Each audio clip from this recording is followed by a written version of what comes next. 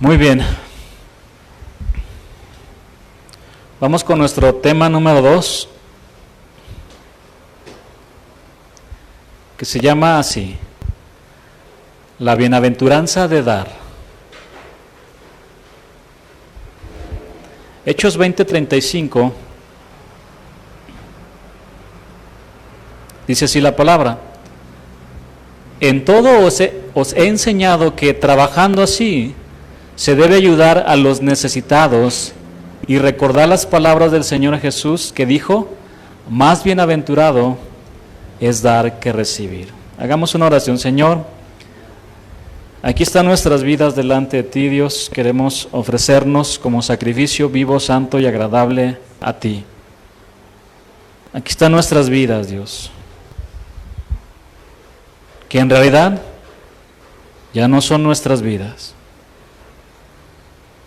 porque te pertenecemos. Mi vida ya no es mi vida, ahora es tuya, Señor. Y Señor, el día de hoy queremos aprender de ti, de tu palabra. Habla a nuestro corazón.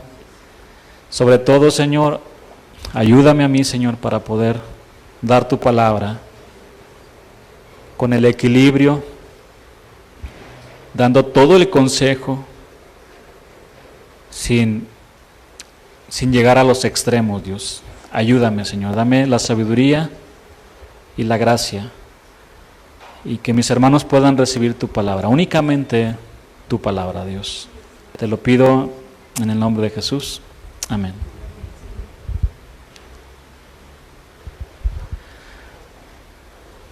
La bienaventuranza de dar.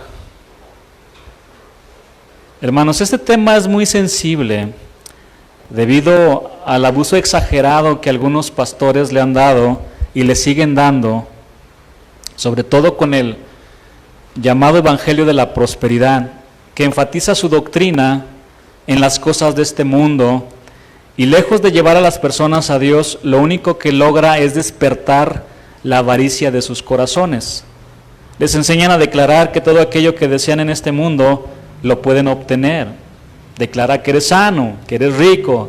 Declara que este será tu mejor año. Es lo que ellos mencionan desde el púlpito, algunos pastores. Algunos otros le dicen: llama las cosas que no son como si fuesen. Y sacan de contexto Romanos 4:17. Y en este versículo se refiere a Dios. Él sí puede llamar las cosas que no son como si fuesen. Nosotros no, Dios sí. El popular Evangelio de la Prosperidad enseña que la voluntad de Dios es que sus hijos sean ricos, sanos y felices toda la vida. De no ser así, las enfermedades, la pobreza y el sufrimiento son producto de pecado y falta de fe en reclamar las bendiciones de Dios, en reclamar. Los predicadores del Evangelio de la Prosperidad motivan a los congregantes a invertir en el reino de Dios. Les dicen algo como lo siguiente: da más y por ende recibirás más. Dale tu ofrenda a Dios y Él tiene la obligación de prosperarte. Un pastor decía lo siguiente: si siembras manzanas, cosechas manzanas. Si siembras dinero, cosecharás dinero. Entonces tengamos mucho cuidado. Y él usaba una ilustración que está en la Biblia sobre una ley natural, pero con toda la intención de quitarle la lana a las ovejas. Hermanos, es muy lamentable que el día de hoy en muchas iglesias cristianas se esté predicando un evangelio diferente, el evangelio de la prosperidad. Y bueno, no debemos de sorprendernos, porque en la Escritura, en 2 de Pedro 2:1, dice lo siguiente: pero hubo también falsos profetas entre el pueblo, como habrá entre vosotros falsos maestros, que introducirán encubiertamente herejías destructoras, y aún negarán al Señor que los rescató, atrayendo sobre sí mismos destrucción repentina. Vean el versículo 2 aquí de 2 de Pedro 2. Y muchos, no pocos, y muchos seguirán sus disoluciones, por causa de los cuales el camino de la verdad será blasfemado. Y por avaricia harán mercadería de vosotros con palabras fingidas. En otra versión dice, desearán tener más y más dinero y lo ganarán enseñando mentiras. Sobre los tales, ya de largo tiempo, la condenación no se tarda y su perdición no se duerme. Hace ya algunos años, un predicador mencionó en un congreso de jóvenes lo siguiente: uno de mis sueños es que un día nos podamos reunir en una cena de gala. Ese día será maravilloso porque todos llegarán en sus automóviles de los más cotizados. Algunos jóvenes llegarán con Ferraris, con Mercedes, con Audis, con BMW, etc. El nombre de su enseñanza se llamaba la unción de las riquezas. ¿Por qué tiene tanto éxito el evangelio de la prosperidad? Por la sencilla razón de que la gente quiere tener riquezas y muchos bienes materiales. El corazón humano es insaciable, siempre quiere más. Los que tienen mucho, quieren más. Y los que tienen poco, quieren más. Antes de que Dios creara al hombre, Él preparó un mundo lleno de cosas hermosas para su sustento y deleite. Todo lo que Dios creó fue para el bienestar del hombre, pero era indispensable que todo esto estuviera subordinado a Él, a Dios. Y Juan en el capítulo 1, del versículo 3, las llama simplemente cosas. Estas cosas fueron creadas para nuestro uso y siempre debían ser externas a nosotros, y en nuestro corazón debía haber un sitio ocupado únicamente por Dios. Afuera podían estar los miles de regalos de Dios hacia nosotros. El problema es que algunos han dejado afuera a Dios y tienen miles de cosas en su corazón. Tienen sus corazones atestados de las cosas de este mundo. La verdad es que el pecado nos metió en muchos problemas e hizo que los regalos de Dios se convirtieran en instrumentos dañinos para nuestra alma. Nuestros infortunios comenzaron cuando Dios fue forzado a salir de su santuario y las cosas ocuparon su lugar en nuestro corazón. Por eso no tenemos paz, porque hemos quitado a Dios del trono de nuestro corazón. Esto no es una simple metáfora, sino el análisis de nuestra verdadera condición espiritual. Dentro del corazón humano hay una raíz de mala naturaleza que le insta a poseer más y siempre quiere más. Nuestro corazón codicia cosas con fiera y desenfrenada pasión. Los pronombres posesivos mí y mío parecen inocentes en letra impresa, pero son de un terrible significado en la vida. Estos pronombres mí y mío expresan mejor que 1000 volúmenes de teología lo que es la verdadera naturaleza del hombre. Son los síntomas verbales de la más profunda enfermedad humana. Las cosas materiales han echado raíces tan hondas en nuestro corazón que no queremos arrancarlas por temor a morir. Las cosas han llegado a ser indispensables, lo que nunca debió haber ocurrido.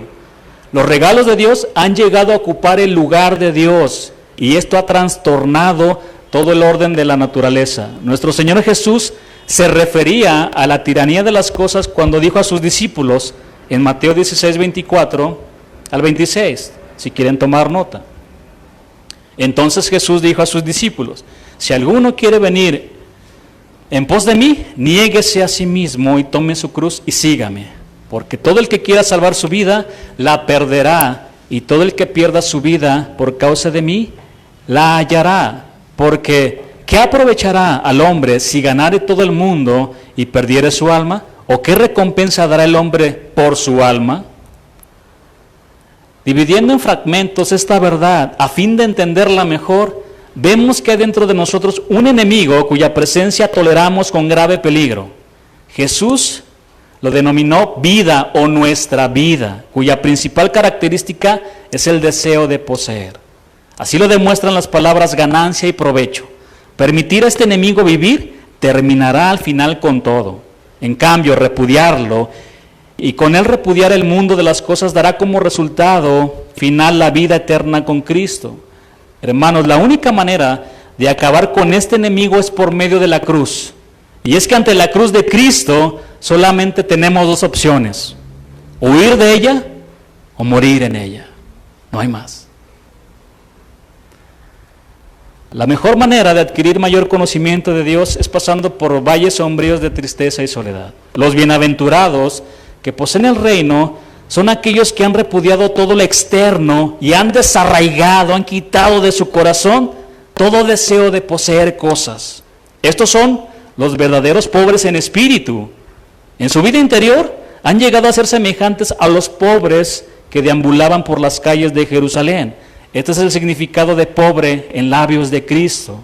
Estos bienaventurados pobres han dejado de ser esclavos de la tiranía de las cosas, han roto el yugo del opresor, hallando la liberación, no por medio de lucha, sino por medio de la rendición. No teniendo deseos de poseer nada, llegan a poseerlo todo. De ellos es el reino de los cielos. Desde el libro de Génesis, vemos a un Dios bueno y generoso. Nuestro gran Dios hizo los cielos, la tierra, los mares, el día, la noche, todos los árboles con frutos deliciosos, las aves, los peces, todos los animales, etc. Todas estas cosas fueron un regalo de Dios para el hombre. Han sido gratis. Dios hizo la tierra, los mares, el sol, la luna, las estrellas, los animales. Hizo de la tierra el hogar para que habiten millones de personas. ¿Alcanzan a ver a este Dios generoso que tenemos? Esta abundante bondad de Dios ha alcanzado a los buenos y a los malos, a los justos y a los injustos, como dice Mateo 5:45.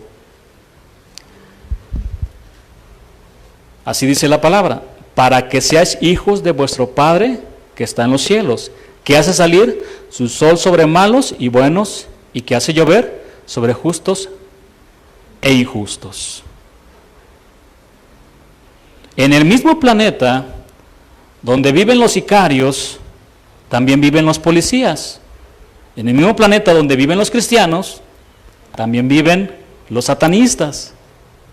El pobre y el rico viven en el mismo planeta.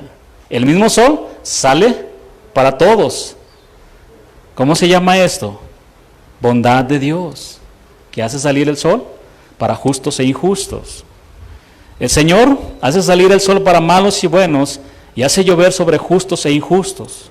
La luz del sol y la lluvia son regalos de Dios. Han sido gratuitos para el hombre desde que el Señor los creó. Oh, hermanos, ¿quién de ustedes cada mes ha recibido un ticket con el cargo por la luz del sol? ¿O por la lluvia? ¿O por el oxígeno? Imagínense que Dios mandara al ángel Gabriel: vengo a cobrarte la luz del sol. Nadie. Estas cosas son vitales para vivir y Dios nos las ha dado gratuitamente. ¿Alguna vez te has preguntado cuánto vale un cuerpo humano? El cuerpo humano es algo maravilloso. Cada parte está en un lugar perfecto. Las manos, los pies, los ojos, los oídos, la cabeza. Estas son las partes externas. ¿Y qué decir de las partes internas? El cerebro, el corazón y todos los órganos. Y antes de mencionar algunos precios que encontré en un documental, quiero puntualizar que es algo muy inmoral asignar algún valor a las partes de un cuerpo o de la misma vida humana. Voy a nombrarles solo algunos. El corazón tiene un precio de 592,000 euros, cerca de 14 millones de pesos, mientras que los pulmones alcanzan los 287,000 euros, 6 millones de pesos aproximadamente. El riñón, 146,000 euros, el hígado, 144,000, respectivamente, cerca de 3 millones de pesos. El esqueleto también tiene un determinado valor, 7,000 euros. Los huesos y los ligamentos valen 5,000. La sangre, o el litro de sangre, 600 euros. Por eso es que el tráfico de órganos les deja ganancias millonarias a varios que se dedican a eso.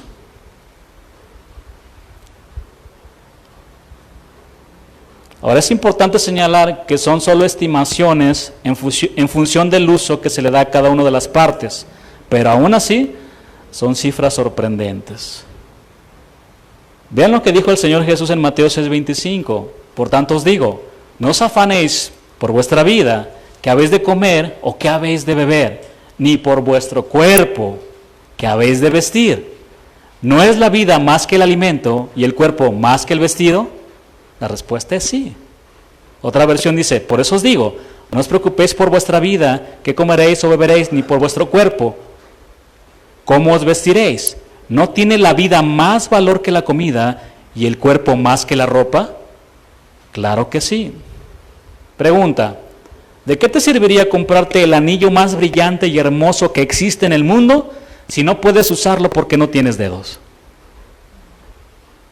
¿Qué vale más? Hermanos, creo que muchas veces perdemos de vista la generosidad de Dios. Dios nos ha regalado un cuerpo maravilloso. Tenemos ojos, pies, brazos, tenemos la capacidad de pensar y de hacer muchas cosas. Todo lo que somos y tenemos es gracias a Dios. Si Dios le pusiera un precio a todo lo antes mencionado, estaríamos endeudados eternamente con Él. Imagínense que Dios le pusiera un precio a la paz que Él nos da, al amor, al consuelo, a su misericordia, a su gracia. Imagínense. Pero aún hay más. En Juan 3:16 se nos describe a Dios como el dador por excelencia. Dios nos dio a su Hijo amado para rescatarnos de las llamas del infierno. Si la vida de un ser humano no tiene precio, imagínense, ¿acaso podremos ponerle precio a la vida del Hijo de Dios? ¿A la sangre preciosa del Cordero? El valor de la vida del Hijo de Dios es infinitamente incalculable. En cierta ocasión, un joven universitario desafió a un pastor con la siguiente pregunta: ¿cómo es posible que un hombre en la cruz por ciertas horas puede darle salvación a toda la humanidad? A lo que el pastor le contestó: porque ese hombre era el Hijo de Dios, y él vale más que todos los hombres, vale más que todos los tesoros de este mundo, vale más que todos los ángeles santos. Por tal razón, su preciosa sangre tiene el poder de brindar salvación a todas las generaciones pasadas, presentes y futuras. Incalculable, hermanos, la sangre del Cordero de Dios. Incalculable su valor. Hermanos, hay muchos que están pisoteando la sangre del Hijo de Dios, porque se han atrevido a decir ante miles lo siguiente: si Dios dio todo por ti, entonces tú debes dar todo. Así que saca tu cartera y da todo lo que tienes. Vamos a encontrar el equilibrio en esta enseñanza. Sin embargo, el hecho de que algunos estén abusando de esto no anula la verdad en la palabra sobre la bienaventuranza de dar.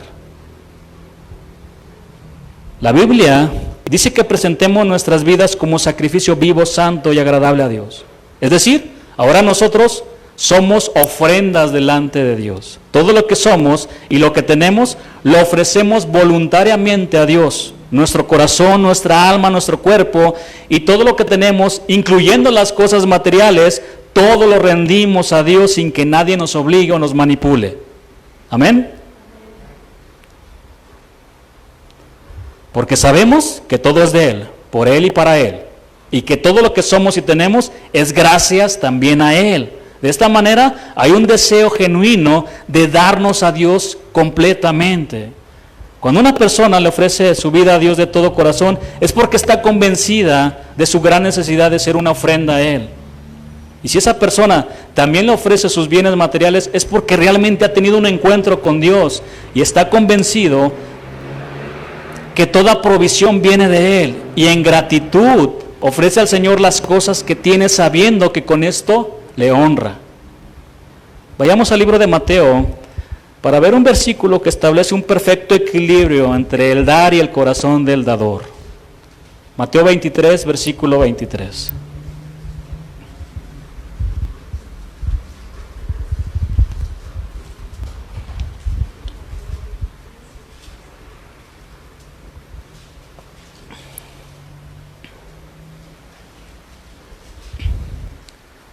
Hay de vosotros, escribas y fariseos hipócritas. Se fue con todo el Señor contra los escribas y fariseos. porque diezmáis la menta y el eneldo y el comino, y dejáis lo más importante de la ley, la justicia, la misericordia y la fe. Esto era necesario, esta frase es clave, esto era necesario hacer sin dejar de hacer aquello. Vean este versículo. El Señor no está anulando que entregaran el diezmo, la 10ª parte de la menta, del anís o del comino. No lo está anulando, pero los escribas y fariseos habían dejado lo más importante, la justicia. No eran justos, la misericordia, no tenían compasión y dejaron la fe. Eran muy mecánicos en su proceder con Dios. Si ellos hubieran caminado en justicia, en compasión y fe, entonces sus ofrendas y diezmos hubieran sido aceptados por Dios.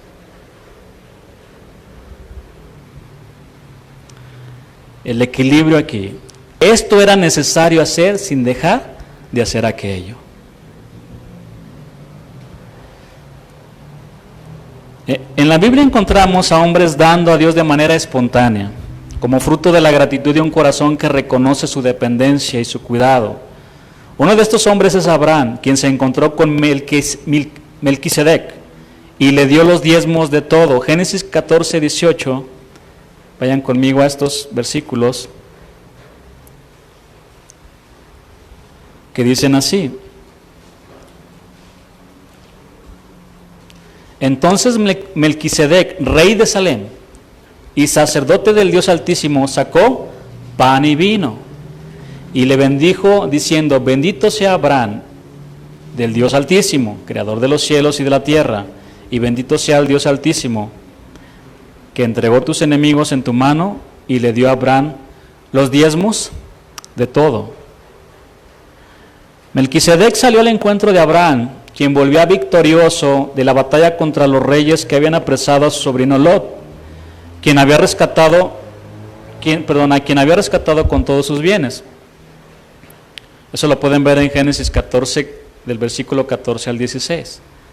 Melquisedec en este encuentro le ofreció pan y vino a Abraham. Pero aquí surge una pregunta: ¿quién es Melquisedec? El libro de Hebreos describe a Melquisedec sin padre ni madre, sin genealogía, no teniendo principio de días ni fin de vida, sino hecho semejante al Hijo de Dios, quien permanece sacerdote para siempre. Vayamos a Hebreos para comprobar esto que estamos aprendiendo.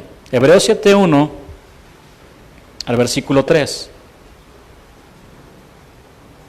Porque Melquisedec, rey de Salem, sacerdote del Dios Altísimo, que salió a recibir a Abraham, que volvía de la derrota de los reyes, y le bendijo, a quien asimismo dio a Abraham los diezmos de todo, cuyo nombre significa primeramente rey de justicia y también rey de Salem, esto es, rey de paz, sin padre, sin madre, sin genealogía, que ni tiene principio de días, ni fin de vida, sino hecho semejante al Hijo de Dios, permanece sacerdote para siempre.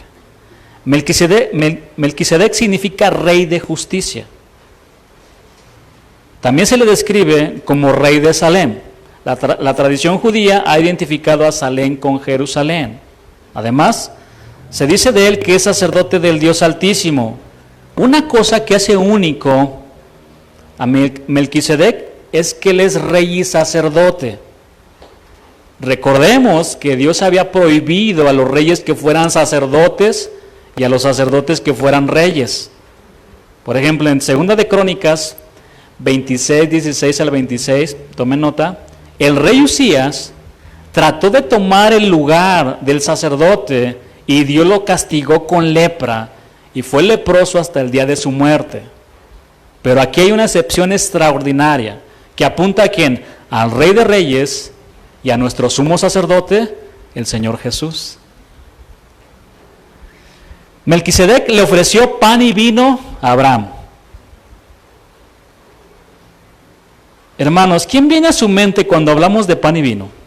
¿Les suena familiar? ¿Quién más ofreció pan y vino? Mateo 26, versículo 26. Déjenme leerles estos versículos que dicen así, al versículo 29. Y mientras comían, Tomó Jesús el pan y bendijo y lo partió. Y dio a sus discípulos y dijo, tomad, comed, esto es mi cuerpo. Y tomando la copa y habiendo dado gracias, les dio diciendo, bebed de ella todos, porque esto es mi sangre del nuevo pacto, que por muchos es derramada para remisión de los pecados. Y os digo que desde ahora no beberé más de este fruto de la vid, hasta aquel día en que lo beba nuevo con vosotros en el reino de mi Padre. De nuevo con vosotros en el reino de mi Padre. Bueno, el Rey de Justicia y sacerdote del Dios Altísimo le ofreció pan y vino a Abraham, quien a su vez de manera espontánea le ofreció los diezmos de todo. Noten, no dice el diezmo únicamente, dice los diezmos, plural, de todo. Hermanos, la Biblia dice que Abraham era riquísimo en ganado, en plata y en oro. Eso lo pueden encontrar en Génesis 13, versículo 2. Era un hombre riquísimo. Él pudo haber construido un palacio para vivir, pero eso no era lo más importante para él. Él tenía su mirada en las cosas de arriba y esperaba la ciudad que tiene fundamentos, cuyo arquitecto y constructor es Dios. Hebreos 11:10 habla de Abraham. Siendo un hombre riquísimo, él sabía que su fe y su corazón le pertenecían únicamente a Dios. Así lo demostró cuando Dios le pidió a su hijo, a quien amaba. Empezaba a ocupar ahí el trono de su corazón, su hijo, su único, a quien amaba. Y Dios se fue con él a probarlo. El padre de la fe, el amigo de Dios, le ofreció los diezmos de todos al Rey de Justicia. Es muy triste, pero hay cristianos que no dan sus ofrendas o le dan a Dios lo que les sobra. Y esto solo muestra la condición de sus vidas espirituales. Algunos entendemos porque los lobos les quitaron la lana a sus ovejas, a las ovejas, y otros no saben acomodar las cosas y se van al otro extremo. Empiezan a pensar cosas como las siguientes. ¿Ya viste el traje del pastor? Seguro se lo compró con mis diezmos, con mis ofrendas. Mira el carro que trae.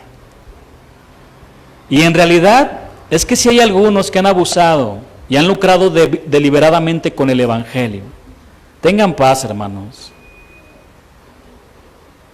Nosotros en casa de oración hemos sido enseñados de esa manera. Vive Jehová, en cuya presencia estoy. Y que tengo esa tranquilidad de poder dormir, porque yo no estoy haciendo eso. Y seguramente los demás pastores de casa de oración no lo hacen.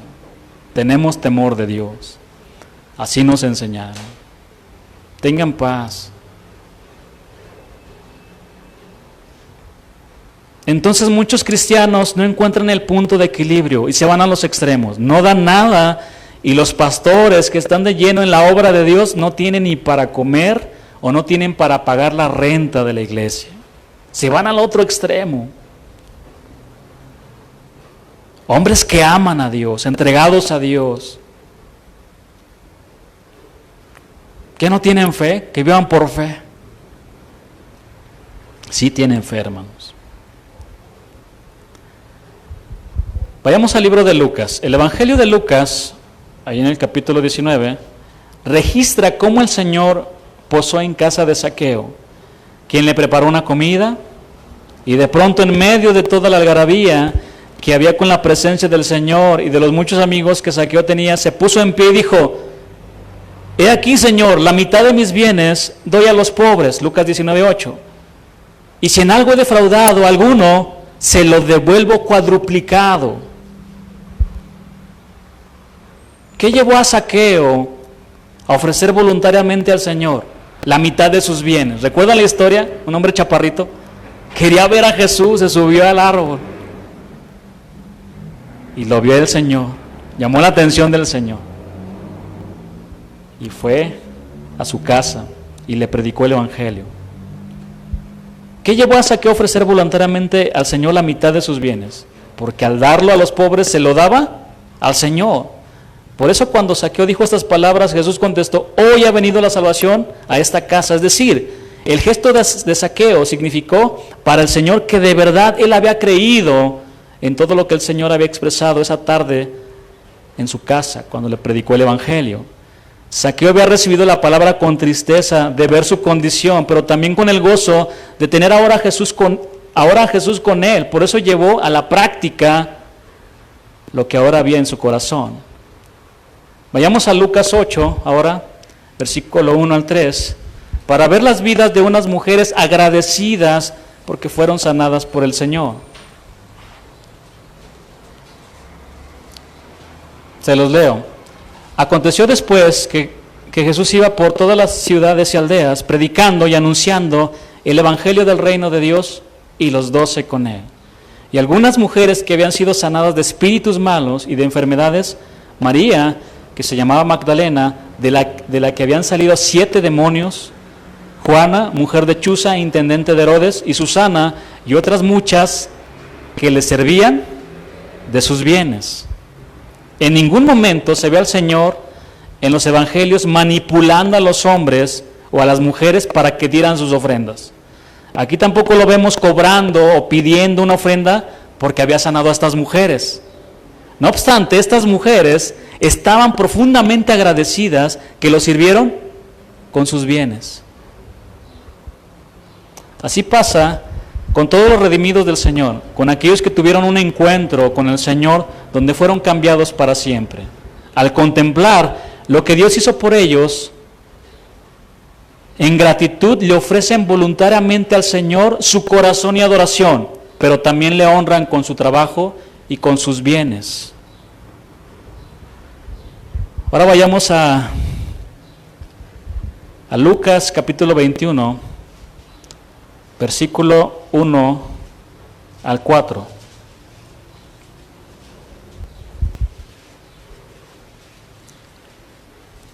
Levantando los ojos, está hablando del Señor, vio a los ricos. Esta palabra está en plural, es decir, había varios ricos. Vio a los ricos que echaban sus ofrendas en el arca de las ofrendas. Vio también a una viuda muy pobre que echaba ahí 2 blancas.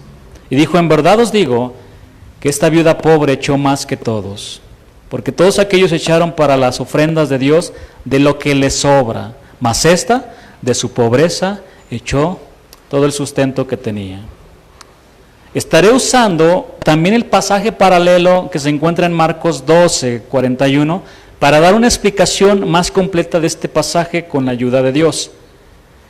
Levantando los ojos, vio a los ricos que echaban sus ofrendas en el arca de las ofrendas.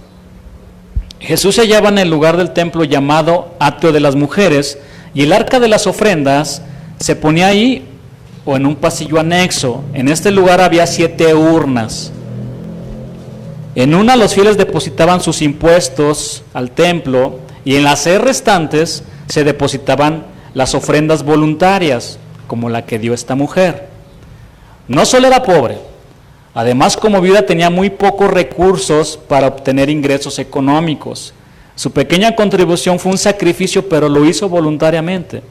En el templo, Jesús vio una larga fila de personas ricas quienes depositaban mucho dinero, y es probable que hacían alarde de lo que daban para llamar la atención. El libro de Marcos dice que Jesús estaba sentado delante del arca de la ofrenda y miraba cómo el pueblo echaba dinero en el arca, y muchos ricos echaban mucho.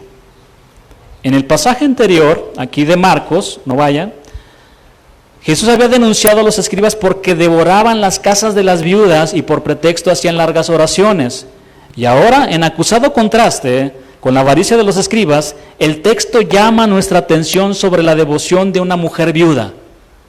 Probablemente, esta viuda era consciente de que los escribas eran ese tipo de personas que habían escogido la religión como una profesión para conseguir ganancias deshonestas. Sin embargo, importante, este hecho no la desanimó en su deseo de dedicarse a Dios con todo lo que tenía, a pesar de lo que estaba pasando, como en la actualidad. Gente tan lastimada, genuinamente entregada al Señor. Pastor, me quitaron todo, mi casa, pastor. Yo amo a Dios, pastor.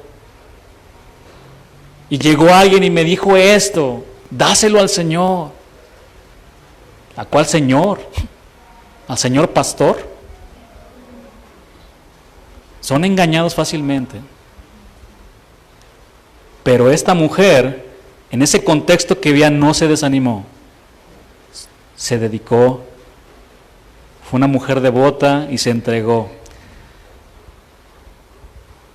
Sin duda, este es un buen ejemplo que todos debemos tomar en cuenta, porque con frecuencia las personas que están a nuestro alrededor nos pueden desanimar en nuestro deseo de darnos, de entregarnos a Dios, como lo que les mencioné. Jesús se sentó cansado en el lugar del templo, desde el que se podía ver a las personas mientras echaban sus ofrendas. Esto nos recuerda que aunque nuestras ofrendas deben de ser secretas hasta el punto de que nuestra mano izquierda no debe saber lo que hace la mano derecha, sin embargo, Dios siempre está mirando lo que ofrendamos. ¿Están de acuerdo? Hace unos momentos se recogieron las ofrendas y los diezmos. Él sabe exactamente la cantidad que acabas de colocar. Y con el corazón, con lo que acabas de darle a Él. Él lo sabe. Si le diste o no le diste, o voy más allá, ¿con qué actitud le diste? O si le diste lo que te sobraba. Él lo sabe. Nosotros no pedimos los nombres para que le coloquen sobre los hombres. Nosotros no sabemos nada, hermano, nada. Pero Dios sí lo sabe todo. Lo primero que Jesús observó fue que los ricos echaban mucho dinero. Por supuesto, esto era razonable y Jesús no lo criticó. Sin embargo, no despertó su admiración, como más tarde lo hizo la ofrenda de la viuda pobre. La razón estaba, como Jesús explicó, en que las ofrendas de estos ricos no representaban ningún sacrificio para ellos, sino que daban de lo que les sobraba de su abundancia. Vio también a una viuda muy pobre que echaba ahí 2 blancas. De repente apareció una viuda muy pobre para presentar una ofrenda. Pero antes de que consideremos lo que hizo, veamos algunos detalles sobre la vida de estas mujeres en la sociedad judía en los tiempos de Jesús. Lo primero que notamos es que Jesús mostró mucho interés por la situación de las viudas. La razón estaba en que una vez que sus maridos morían, ellas quedaban en una difícil situación de desamparo y abandono. Y sabemos que en el mundo antiguo no existían pensiones para las viudas, ni seguro social. Además era muy difícil entrar en el mundo laboral. Así que, a no ser que se dispusieran de medios económicos propios, su vida se volvía muy complicada. Por supuesto, si ellas tenían algún hijo mayor o parientes que se hicieran cargo de ellas, podían pasarla menos mal. Pero aún así, suponiendo que tuvieran alguna fuente de ingresos o propiedades, con frecuencia caían en manos de hombres dispuestos a robarles y a engañarles. Y los propios jueces no eran muy favorables a atender sus causas. Por lo tanto, las viudas dependían de la misericordia de la gente. En este sentido, el Antiguo Testamento establecía diferentes mandamientos para que el israelita cuidara de ellas. Algo que se repitió en el cristianismo, como lo dice 1 Timoteo 5, 3 al 5. ¿Recuerdan lo que dice acerca de las viudas? En resumidas cuentas, la condición de las viudas era muy difícil y no es de extrañar que como resultado de su necesidad y desamparo, muchas de ellas fueron llevadas a una mayor dependencia de Dios y a un uso más constante de la oración que la mayoría de muchos. Esta mujer viuda echó 2 blancas al arca de las ofrendas. Estas monedas serían el equivalente a la fracción más pequeña de la actualidad. Su valor como tal era insignificante. ¿Cuál era el valor de una blanca? Un denario era el salario de un día. Una blanca era el 1% de un denario. El 1% del salario de un día. El salario mínimo actualmente en México es de 141 pesos. Si sacamos el 1%, si no me salen mal las matemáticas, nos da como 1 peso con 41 centavos. Lo que echó la viuda fueron 2 moneditas con muy poco valor, pero dio todo lo que tenía. Lo que esta viuda hizo fue tan importante a los ojos de Jesús que el libro de Marcos dice que llamó a sus discípulos para que se fijaran en lo que había hecho. Vengan. Estaban ahí los ricos echando mucho dinero. Normal. Pero llamó la atención de Jesús esto que hizo esta mujer. Seguramente, para el resto de las personas que estaban presentes ahí, la ofrenda de esta mujer pasó desapercibida y carecía de importancia, pero no para Jesús, no para Él. Es interesante notar que a pesar de los graves abusos que cometían en la religión de Israel, el Señor veía y valoraba la devoción genuina de algunos que ofrendaban con todo su corazón. Luego Jesús hizo una afirmación sorprendente: esta viuda echó más que todos.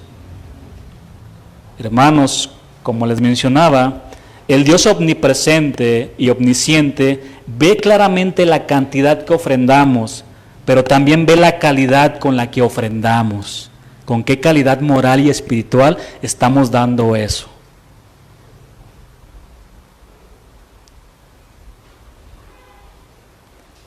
Él se da cuenta si damos o no damos, o si le damos lo que nos sobra. Peor aún, si damos lo que nos sobra y lo hacemos de manera obligada. Peor aún. Esta mujer dio 2 blancas, no solo una. Ella se pudo haber quedado con una monedita, lo que representaba el 50% de lo que tenía, pero no lo hizo. Dio el 100% de todo lo que tenía. No dio el 10%, lo dio todo. Si esta mujer hubiera estado en la enseñanza de ese hombre que predicó sobre la unción de las riquezas y la hubieran llamado al frente para que diera su ofrenda, seguramente lo hubieran rechazado porque solamente tenía 2 moneditas para dar. Eso, varios videos que existen. Necesitamos que ofrenden $10,000, $1,000. Traigan sus tarjetas, traigan sus escrituras. De repente apareció ahí una ovejita ciega y le ofreció ahí un papel. ¿Y esto para qué? ¿Ese papel para qué sirve? Yo no quiero papeles, traigan aquí el dinero, traigan tarjetas, traigan sus escrituras. De repente como que se ve la ovejita y le dice: no, es que es un cheque que quiero dar. Ah, sí, entonces sí, dámelo.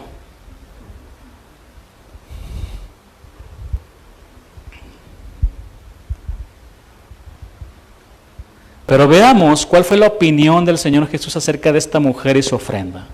Y dijo: en verdad os digo que esta viuda pobre echó más que todos, porque todos aquellos echaron para las ofrendas de Dios de lo que les sobra, mas esta de su pobreza echó todo el sustento que tenía. Jesús no se sorprendió de que los ricos echaban sus ofrendas en el arca, porque sabía que echaban de lo que les sobraba. Pero sí llamó su gran atención la ofrenda de esta viuda, que echó todo lo que tenía. No era una mujer mezquina, todo lo contrario, tenía un corazón muy generoso, porque de su pobreza echó todo el sustento que tenía. Ahora, ¿por qué Jesús dijo que esta viuda echó más que todos los ricos? Porque los demás daban de lo que les sobraba, y ella dio todo lo que tenía. Ejemplo: si un hombre rico en esos tiempos ganaba 100,000 pesos, y supongamos que echó en el arca de las ofrendas 10,000 pesos, y esta mujer tenía 2 moneditas de 2 centavos, en proporción esta mujer dio más que el hombre rico. El hombre rico dio el 10%, y la mujer dio el 100%. Hermanos, ¿se pueden imaginar a un hombre millonario que dio una ofrenda de 10 pesos o de 1 peso? Oh, así está su corazón. Por eso Dios no nos hace millonarios, porque nos desviamos. Tienen mucho y quieren más.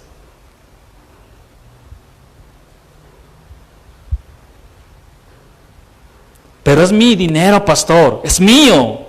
Estas palabras, mí y mío, han hecho estragos brutales en la vida del hombre. Y desde la niñez podemos identificar ese gran mal cuando un niño le arrebata con gran furia su juguete a otro niño que lo tomó porque quería jugar, y se desata una guerra de poder por las cosas de este mundo. Una guerra de poder a poder entre dos niños de 3 años por un juguete. Es mío, dámelo. Nada nos vamos a llevar. Nada nos vamos a llevar. Suelta eso que tienes tan fuertemente sujeto en tus puños y en tu corazón, y sé un dador alegre, y experimentarás la dicha y la gran bienaventuranza de que es mejor dar que recibir. Jesús aquí nos muestra que Dios no necesita nuestro dinero.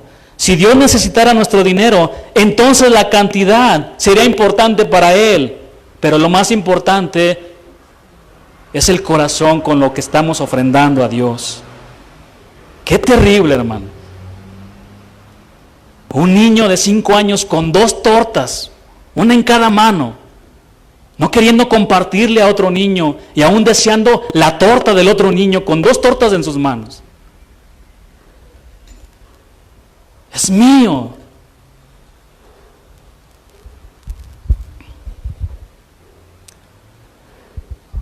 Veamos algunos de los principios que encontramos aquí que nos enseña la Escritura de cómo debe de ser una ofrenda agradable a Dios. El primer principio es voluntariamente, no por obligación. Lo primero que percibimos en la ofrenda de esta viuda es que dio todo lo que tenía. Y en ninguna parte de la ley se exigía tal cosa. Por lo tanto, su ofrenda fue voluntaria, no por obligación, ni presionada o por alguna manipulación. Pablo exhortó a los creyentes de Corinto en el mismo sentido. Voy a leerles solamente unos versículos, pero anótenles. 2 de Corintios 9:5, que dice así: como de generosidad y no como de exigencia nuestra. 2 de Corintios 9:7, cada uno dé como propuso en su corazón, no con tristeza ni por necesidad, porque Dios ama al dador alegre. Es el primer principio. El segundo principio es rindiendo el corazón. Ya hemos dicho que Dios mira el corazón del dador. Por eso, si primero no hemos puesto todo nuestro ser sobre el altar para Él, todo lo demás no tendrá ningún valor. El hecho de que la viuda entregara todo su sustento implica necesariamente que confiaba y dependía totalmente del Señor. Pablo elogió el ejemplo de los macedonios y les dijo así en 2 de Corintios 8:5, asimismo se dieron primeramente ¿a quién? Al Señor, y luego a nosotros por la voluntad de Dios. Cuando el corazón ha sido entregado al Señor, ya no es necesario estimular a los creyentes mediante sermones o relatos conmovedores, calculados para tocar sus emociones, ni mediante trucos astutos pensados para sacarles todo lo que se pueda. No es necesario, hermanos. Me podría aprovechar el día de hoy, pero no es necesario. Por eso quiero que encuentren el punto de equilibrio. Ya van a empezar. No, hermanos. La última enseñanza que di acerca del diezmo, ya ni la recuerdo. O de las ofrendas. No lo recuerdo, hermano. Quiero enseñarles lo que dice la palabra. Y el hecho de que algunos estén abusando no significa que no esté una gran verdad. No anula la verdad de Dios con respecto al dar, a ser generosos.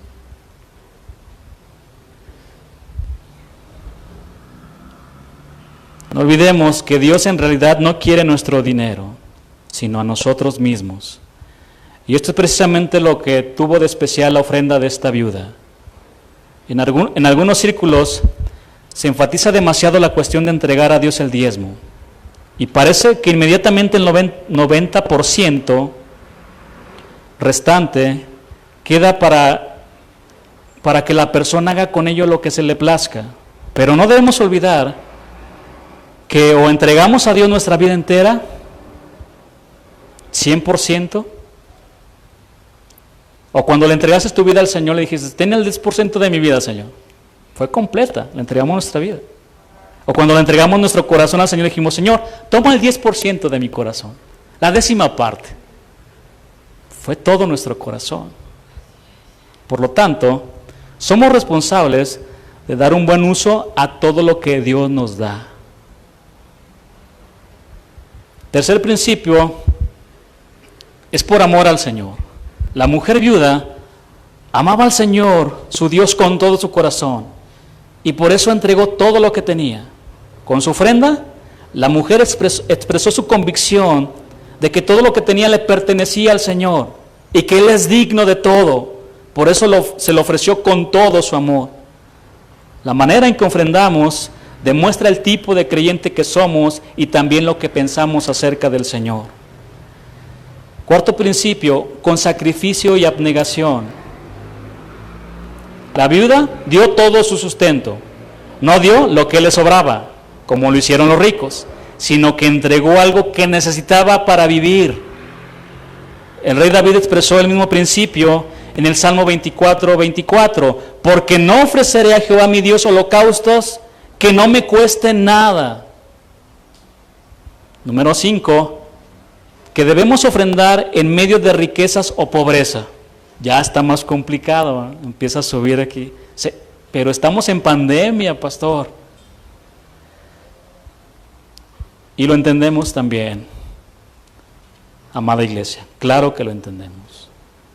Algunas veces podemos sentirnos tentados a pensar que solo los ricos deben de dar, pero en este pasaje Jesús centró toda su atención sobre la ofrenda de la viuda pobre. No le llamó la atención los $1,000, le llamó la atención 2 moneditas que echaron. Centró toda su atención sobre la ofrenda de la viuda pobre. Dios no priva a los pobres del gozo, escuchen, de compartir con otros de su pequeña porción. Tenemos como ejemplo a los macedonios, de los que escribía Pablo, que aun estando bajo pruebas y tribulaciones, aún así fueron generosos en sus ofrendas. En grande prueba de tribulación y su profunda pobreza abundaron en riquezas de su generosidad, 2 Corintios 8:2. Y otro tanto podríamos decir de la viuda de Sarepta de Sidón, que tuvo que raspar del fondo de la tinaja, pero que aún así entregó lo que tenía el profeta. ¿Recuerdan la historia? Hasta para darle y sacar para él y para su hijo.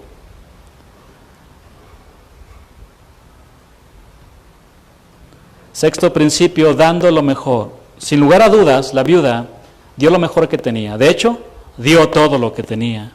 Ella no tuvo que escuchar la reprensión que el profeta Malaquías dirigió a los judíos de su tiempo para dar su ofrenda. Ella no tuvo que escuchar. El profeta Malaquías escribió lo siguiente: habéis además dicho, oh, qué fastidio es esto, y me despreciáis, dice Jehová de los ejércitos, y trajiste el hurtado, o cojo, o enfermo, y presentasteis ofrenda. ¿Aceptaré yo eso de vuestra mano? Dice Jehová. Maldito el que engaña, el que teniendo machos en su rebaño promete y sacrifica a Jehová lo dañado, porque yo soy gran rey, dice Jehová de los ejércitos, y mi nombre es temible entre las naciones. Ella no escuchó esto para dar su ofrenda, para dar toda su ofrenda, para dar lo mejor. Séptimo principio, con generosidad. Tampoco hay duda de que la viuda dio generosamente. De hecho, algunas de las ofrendas del templo iban destinadas, adivina a quién, a las viudas. Una viuda compartiendo de su pequeña porción con otra viuda. Es decir, yo tengo 2 moneditas, bueno, es todo lo que tengo, quiero compartirlo contigo. Algunas de las ofrendas del templo iban destinadas a las viudas y a los pobres. Por lo tanto, esta mujer, a pesar de su extrema pobreza, se mostraba generosa con los demás. Con el fin de inculcar a los corintios los benditos resultados de la generosidad, Pablo empleó una metáfora sacada de la agricultura, la de la siembra y la siega. Por medio de ella, muestra que la sustancia dada no se pierde ni se desperdicia, sino que se transforma en una abundante cosecha. Es una ley inmutable de la naturaleza, que si un labrador se siente remiso a separarse de su grano y siembra escasamente, tendrá que sufrir el desengaño de una miserable cosecha. En cambio, una siembra abundante producirá una cosecha abundante. El que siembra escasamente también segará escasamente, y el que siembra generosamente, generosamente también segará. Es lo que dice 2 Corintios 9:6. Por otro lado, no debemos ofrendar pensando en la recompensa, sino en el beneficio del reino de Dios y de aquellos que están necesitados. Cuando no lo hacemos de esta forma, la ofrenda se vuelve egoísta y deja de ser agradable a Dios. En este sentido, es importante tener cuidado con el enfoque de cuando damos nuestras ofrendas. Nuestras ofrendas, hermanos, no compran el favor de Dios. Tampoco es para ganarnos el cielo. No compran nuestra salvación. No olvidemos que las bendiciones de Dios no se compran, son siempre por gracia, son gratuitas. Meditemos bien sobre nuestras verdaderas motivaciones al ofrendar. Número 8. Con fe y confianza en el Señor. Algunos no dudarían en acusar a esta mujer de no hacer provisión para el futuro y de que al ofrendar de esta forma estaba poniendo en serio peligro su ya maltrecha economía. Y es cierto que para las mentes racionalistas no puede ser entendido de otra manera, pero ella, en su condición de viuda, era una mujer que confiaba y dependía absolutamente de Dios y de su provisión divina. Pero claro está, vivir por fe requiere conocer y confiar en Dios. Solo de esta manera podemos llegar a ser libres del temor que nos produce la posibilidad de llegar a perder la seguridad y las comodidades que pensamos que el dinero nos ofrece. Para esto es necesario confiar en la palabra del Señor, que ha prometido cuidar de aquellos que buscan su reino en primer lugar. ¿Recuerdan lo que dice el versículo? Buscad primeramente el reino de Dios y su justicia, y lo demás vendrá por añadidura. Cuando ofrendamos correctamente, como lo establece la palabra de Dios, esto es algo muy agradable ante sus ojos. Sin embargo, es muy fácil admirar a esta mujer, pero no seguir su ejemplo. ¡Qué gran enseñanza, pastor! La vida de esta mujer, pero seguir iguales. Como esos niños aferrados. Es mío, pastor. ¿Por qué tengo que darlo? Yo me lo gané. Muchos creyentes gastan mucho dinero cuando se trata de ellos mismos, pero les duele dar para enviar la palabra de Dios por medio de hombres fieles. Sin duda, esta es una enfermedad del corazón contra la que el Señor advirtió en muchas ocasiones. Al ofrendar, debemos tener a Cristo y su entrega por nosotros como nuestro supremo ejemplo. Y andad en amor, como también Cristo nos amó y se entregó a sí mismo por nosotros, ofrenda y sacrificio a Dios en olor fragante.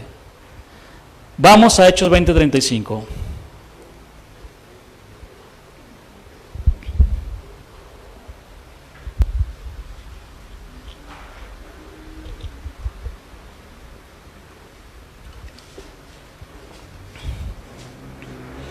Y en todo os he enseñado que trabajando así se debe ayudar a los necesitados, aquellos que son generosos, ayudar a los necesitados, no a los que tienen 5 meses sin trabajar y se la van pasando nada más ahí,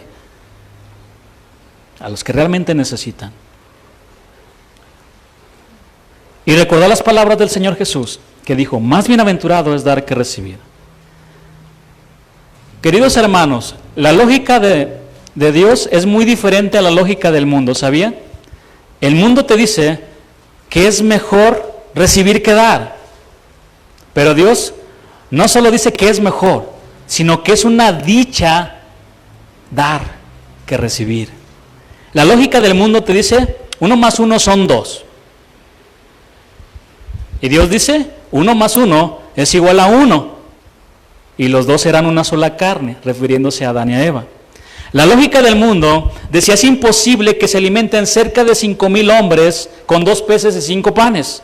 Pero en las manos del Señor no solo se alimentaron 5,000 hombres, sino también las mujeres y los niños que lo acompañaban, cerca de 15,000 personas.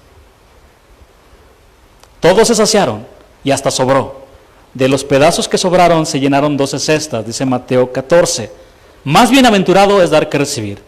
Hay más dicha en dar que recibir. Uno es afortunado cuando da que cuando recibe. Las palabras de Dios enloquecen al mundo. Por eso la cruz es locura para los que se pierden, pero para nosotros es poder de Dios. ¿Cómo que hay más dicha, más felicidad en dar que recibir? Ellos no lo entienden, porque el hombre natural no percibe las cosas que son del Espíritu de Dios, porque para él son locura. Y no las puede entender, porque se han de discernir espiritualmente. 1 Corintios 2:14. Pero nosotros, los hijos de Dios, sí podemos discernir las palabras de Dios. Y si no alcanzas a ver la dicha, la gran bienaventuranza que hay en dar que en recibir, clama como el salmista y repite sus palabras: abre mis ojos y miraré las maravillas de tu ley.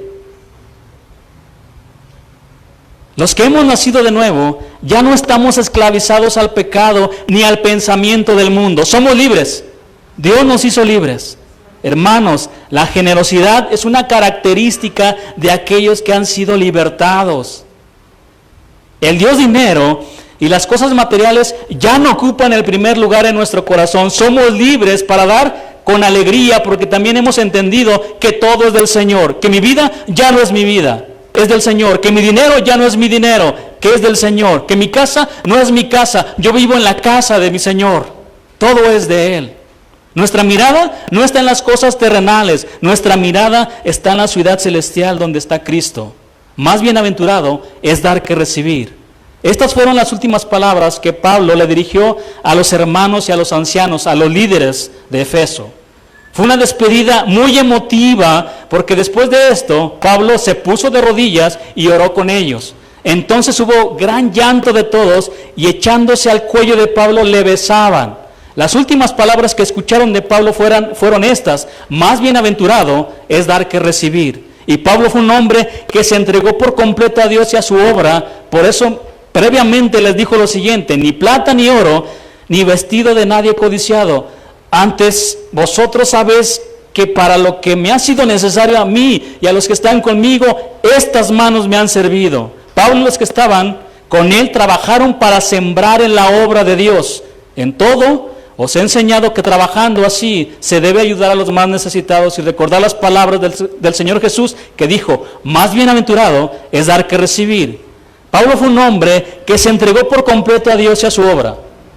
Esta entrega incluía también sus bienes materiales. Pablo entendía perfectamente que su Señor había dado todo por él. Por eso él estaba dispuesto no únicamente a dar sus bienes, sino aún su propia vida por causa del Señor y de su evangelio. Porque para mí, el vivir es Cristo y el morir es ganancia. Pero cuantas cosas eran para mí ganancia, las he estimado como pérdida por amor de Cristo.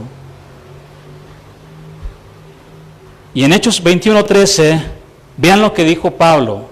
Él estaba dispuesto a entregar su vida. Entonces Pablo respondió: ¿qué hacéis llorando y quebrantándome el corazón? Porque yo estoy dispuesto no solo a ser atado, mas aún a morir en Jerusalén por el nombre del Señor Jesús. Los de Judea y Lucas mismo le rogaban a Pablo que no fuera a Jerusalén. ¿Recuerdan a ese profeta que tomó su cinto? ¿De quién es este cinto? De Pablo. Te van a atar, Pablo, te van a tratar muy mal. Y los hermanos se dieron cuenta: no vayas, Pablo, para allá. No vayas para allá, te van a matar. ¿Qué hacen ahí quebrantándome el corazón? No solamente estoy dispuesto a dar todo lo que tengo, sino aún mi propia vida por amor al Señor. Hermanos, si somos capaces de desprendernos del dinero y de las cosas materiales, si no somos capaces de desprendernos del dinero y de las cosas materiales, ¿ustedes creen que estemos listos y dispuestos para entregar nuestra vida como Pablo? Si no estás dispuesto a desprenderte de 100 pesos, que los tienes aquí, hasta tiemblas para dar el diezmo. mis Doritos se van ahí. Imagínense. ¿Ustedes creen que estamos listos?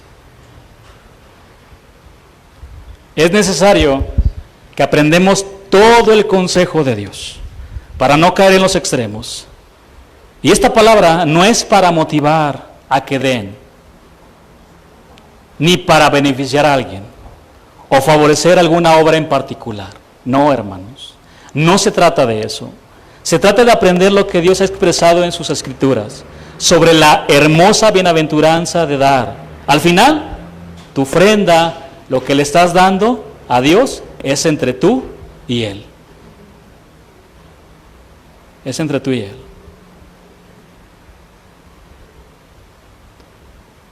Así que cada uno haga conforme a su entrega hacia el Señor y establezca su obediencia en el corazón, honrando al Señor primeramente con su vida en sacrificio vivo, santo y agradable.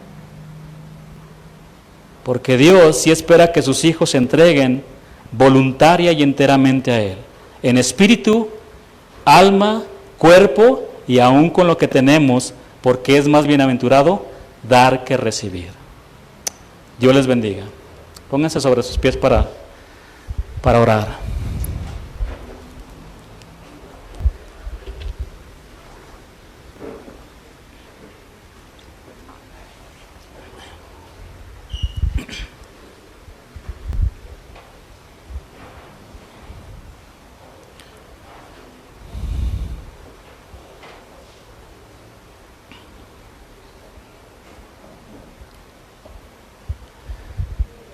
Dios es bueno.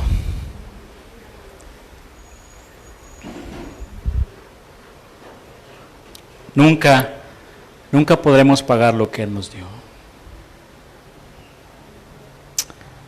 Es muy triste y lamentable que gente que ama a Dios, que conoce este principio de que Dios envió a su Hijo a morir por nosotros, se aprovechen de eso.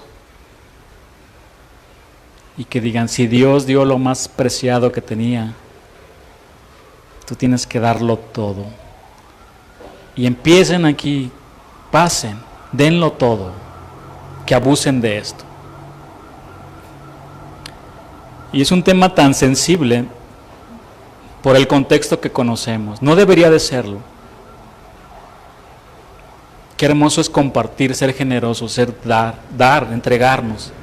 Qué bonito es entregar, ser generoso.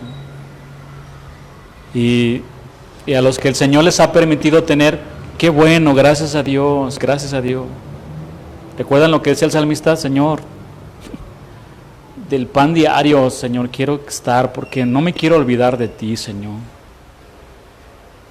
No quiero, porque en la abundancia nos olvidamos de Él.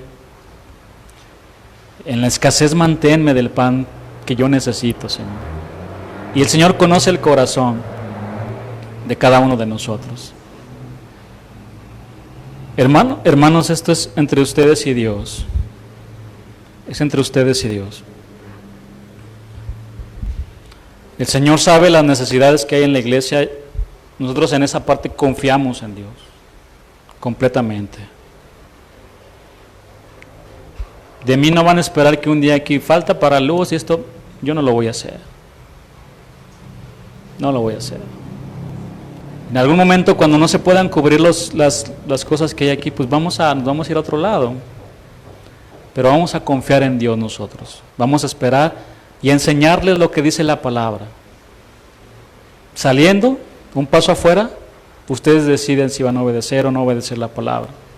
Y repito, esto no tiene ninguna intención de manipular a nadie. Simplemente quise mostrarles el equilibrio que dice la palabra, todo el consejo acerca del dar, del darnos, de entregarnos primeramente a Dios.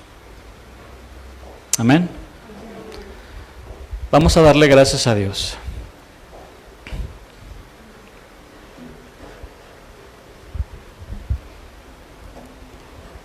Te amamos, Señor Jesús. Solo de pensar cuando un día, llegaste a nuestra vida. Estábamos en el lodo, Dios, perdidos. En nuestro pensamiento no estabas tú, Señor. Muchos en una situación muy difícil. Algunos hasta pensando quizá en quitarse la vida, Dios. Hundidos en vicios, en tantas cosas, Dios. Y ahí llegaste tú a tomarnos, lastimados por el pecado, por el mundo, como una ovejita perniquebrada. Llegaste ahí, nos tomaste entre tus brazos y de repente estamos en casa, rodeados de amor, de misericordia, de abundancia, de paz, de amor, de consuelo. Ni siquiera nos dimos cuenta y ahora estamos en tus brazos. Señor, que nuestro deseo más grande en esta vida sea buscarte a ti, buscar las cosas de arriba donde está Cristo, buscarte a ti, Señor. No tener nuestro corazón lleno de este mundo, ni nuestros pies arraigados a este mundo, Dios. Sabiendo que un día esto terminará, un día pasará. Gracias, Señor, te damos por tu palabra. Gracias por mis hermanos. Bendice, Señor, a cada uno de mis hermanos. Guárdalos, Señor. Bendice su trabajo, Señor. Gracias por sus vidas. Bendice su trabajo, lo que están haciendo, algún negocio. Bendícelos y ayúdalos, Dios. Bendícelos y ayúdalos. Gracias te damos por todo, Señor. En el nombre de Jesús. Amén.